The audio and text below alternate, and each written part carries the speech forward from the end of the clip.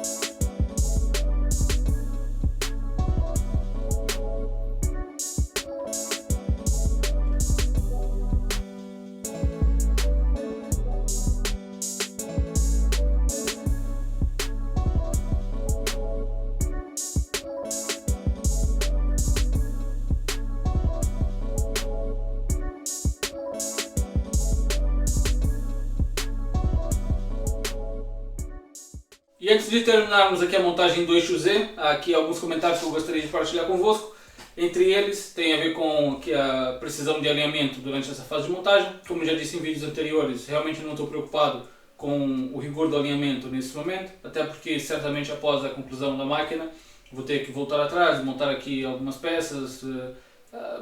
com o objetivo principal de alinhamento, até mesmo aqui algumas adaptações ou melhorias que possam ser feitas logo aqui após o término da máquina. E o segundo ponto tem a ver com que é a compactação desse eixo, ou seja, eu tentei obter um eixo o mais compacto possível,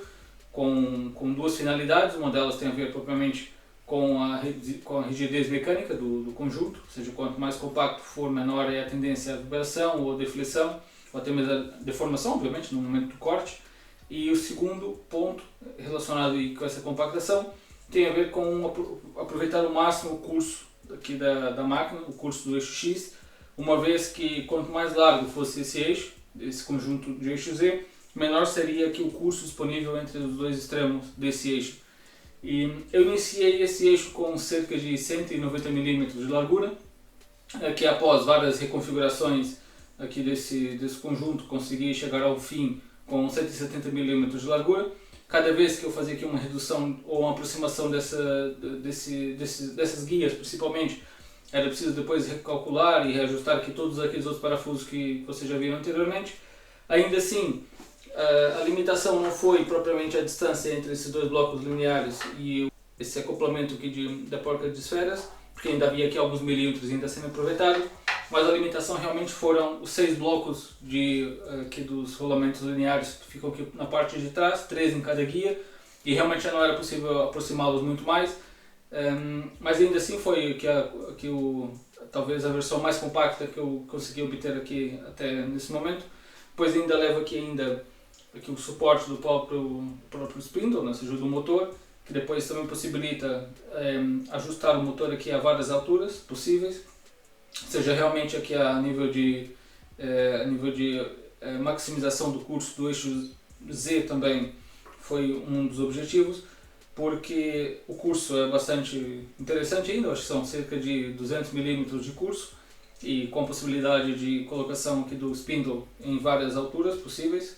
para tentar maquinar e tentar aproveitar ao máximo aqui essa altura entre o pórtico e até a mesa, e tentar maximizar essa altura para tentar maquinar materiais mais altos ou até mesmo alguns relevos com mais distância, né, a nível de camadas de nível. E eram os comentários que eu gostaria de partilhar convosco após a montagem do eixo Z. Então fica por faltar os acoplamentos dos motores, que ainda vão ser maquinados. Para o eixo Y vão ser maquinados em alumínio.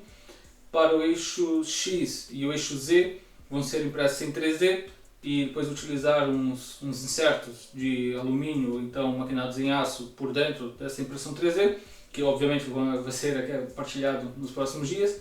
E pronto, essas são as próximas partes mecânicas, que são agora talvez aqui uma mecânica mais fina. E após esse término dessa mecânica mais fina, então vamos dar início à parte de eletrificação da nossa máquina.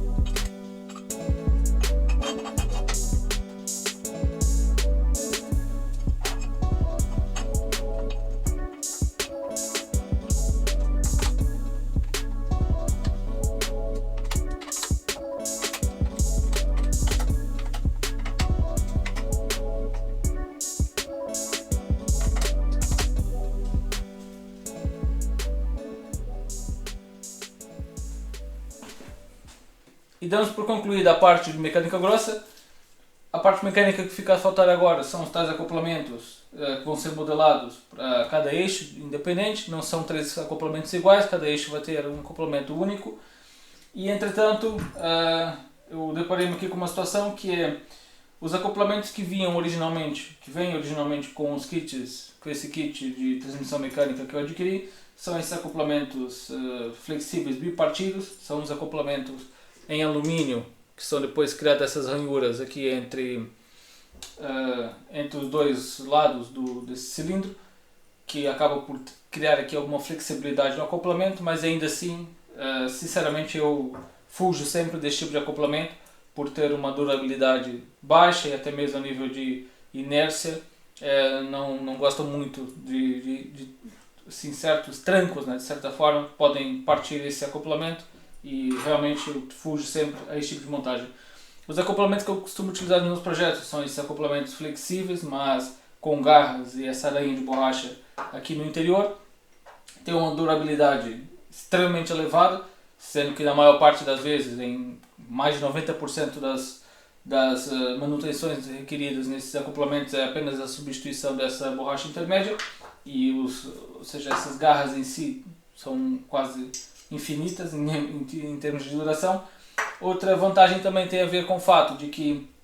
no caso de haver necessidade de desmontar o motor da estrutura, basta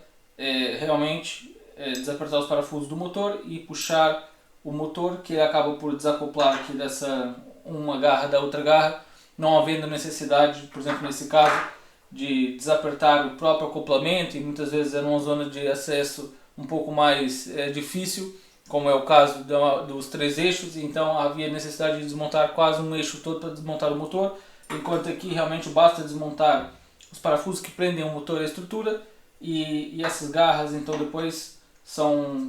desacopladas uma da outra, e depois quando há necessidade de voltar a acoplar é só voltar a encaixar essa garra, e no caso de haver necessidade de manutenção, no máximo é substituir essa aranha de borracha, de nylon.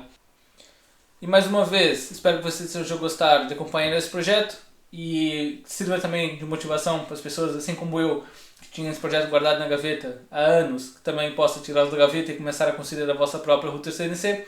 Como eu disse anteriormente, ainda há bastante conteúdo a ser apresentado ainda nesse projeto, nomeadamente aqui esse remanescente da parte mecânica e depois toda a parte de elétrica e automação da própria máquina em si. Por isso, acompanhem e até o próximo vídeo.